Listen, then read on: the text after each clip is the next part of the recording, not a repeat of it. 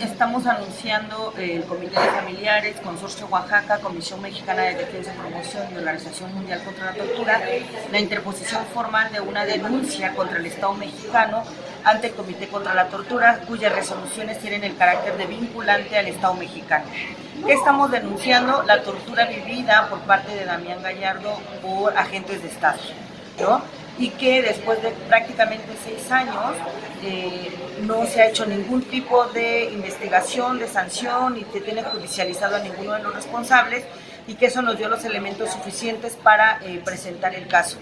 El caso fue presentado personalmente por Damián, o sea, Damián viajó hacia la sede de Naciones Unidas para hacer la presentación formal del caso, como una medida también de reparación propia como sociedad civil, de que sea la propia víctima quien haga la presentación formal. Entonces, él está justo cerrando como procesos de trabajo que tuvo con los diversos grupos de trabajo, relatores que en su momento se pronunciaron por su liberación, y ya donde está también dando cuenta de qué fue lo que sucedió el tiempo que estuvo privado de su libertad en el penal de alta seguridad del Salto Jalisco. Después de prácticamente 5 meses, como bien decías, Damián fue liberado el 28 de diciembre del 2018, y en este mes, también justo mayo, que fue la fecha en la que fue detenido, pues justo a días de que son 6 meses, porque Damián fue detenido el 18 de mayo, presenta formalmente este caso donde se pretende que el Estado mexicano reconozca la violación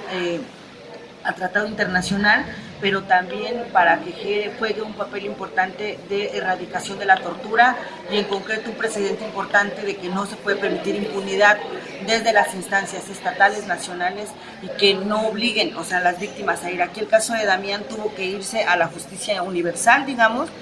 que es someter la revisión de su caso ante Naciones Unidas frente a la inactividad de las instancias nacionales. Ustedes conocedoras del caso, ¿cuál fue el tipo de tortura que sufrió Damián? Mira, Damián Gallardo vivió tortura física, vivió tortura psicológica, no solamente al momento de su detención, sino todavía dentro del penal. Una vez que fue detenido, fue sometido también a maltratos, fue sometido a peritajes bastante violentos, y todo el tiempo que estuvo en el penal también tuvo mucho maltrato por parte de personal del penal, ¿no?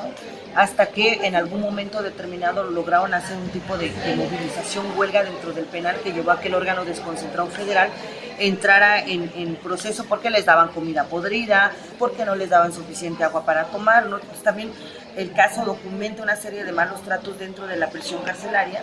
pero en el tema de la tortura pues fue amenazado de muerte, fue amenazado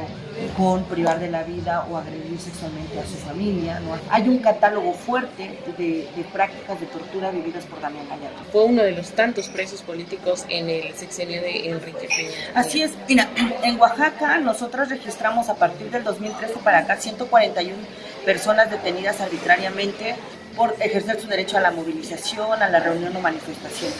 De esos 141 casos, hay 8 opiniones del grupo de trabajo sobre la detención arbitraria solo para Oaxaca,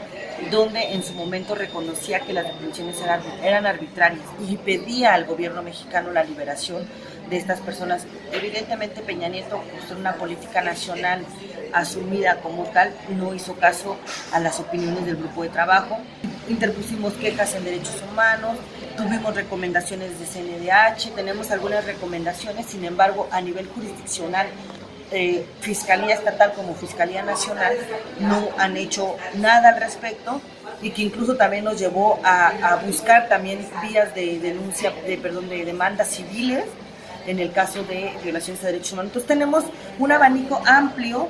del tipo de acciones para el proceso de sancionar las violaciones a derechos humanos, y el caso de Damián pues lleva puntera, ¿no? Lleva puntera porque este caso sería el primer caso de Oaxaca que estaría presentado ante el Comité contra la Tortura, ¿no? Y que marcaría un precedente importante como garantía de no repetición, pero también de sancionar a cada uno de los funcionarios que participaron en la detención y tortura de Damián Gallardo. No tenemos duda que va a proceder, más bien vamos a esperar el tiempo que corresponde. Confiamos en que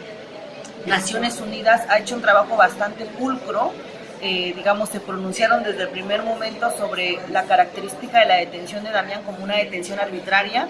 y que al paso de 5 años, 7 meses, el juez federal resuelve diciendo no hay razón de acusación o se ordena la liberación inmediata del defensor, ¿no? Entonces creo que ahí fue muy importante estos antecedentes porque el órgano de Naciones Unidas no es que va a conocer de primer momento el caso, o sea, trae muchos antecedentes donde diversos relatores, donde diversos comités se habían pronunciado por el caso, pero ahora va a tocar la revisión del caso de fondo, digamos, en materia de tortura. De estas 140 y tantas personas, ¿cuántas continúan presas o todas están libres? Mira, la mayoría ya salió libres, muchos salieron bajo medidas cautelares, otros salieron mediante absolución total de jueces federales. O sea, al paso del tiempo, mucha gente que fue detenida y que les fabricaron delitos,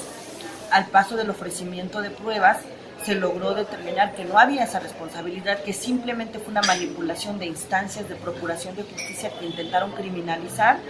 y que, digamos, un caso concreto muy paradigmático es que